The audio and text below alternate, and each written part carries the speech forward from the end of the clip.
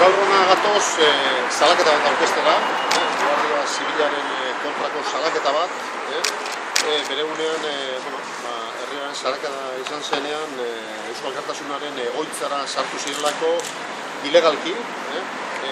sartu ziren ilegalki, jendea detenitoa izan zuten 3 ordu baino gehiagotan ilegalki baita ere, eta miaketa egin zuten baita ilegalki, behin eta berriz eskatu izan zen orden judiziala eta baita idazkari judizialaren presentzia, baina eseskoa izan zen erantzuna eta gerora akatza izan zen esan ziguten, baina argi daukaguna da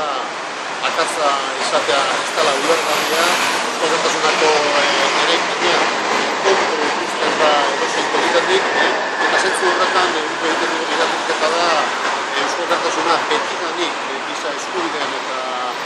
bide politikoen aldeko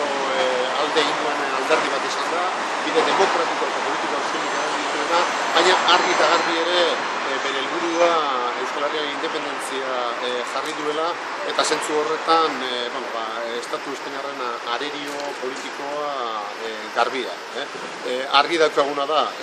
mehatxu bezala hartzen dugu salaketa horretan gu ere parte izatea, eta argi daukaguna da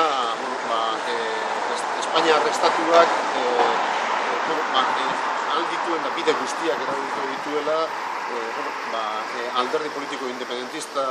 baten helburu politikoa oztopatzeko.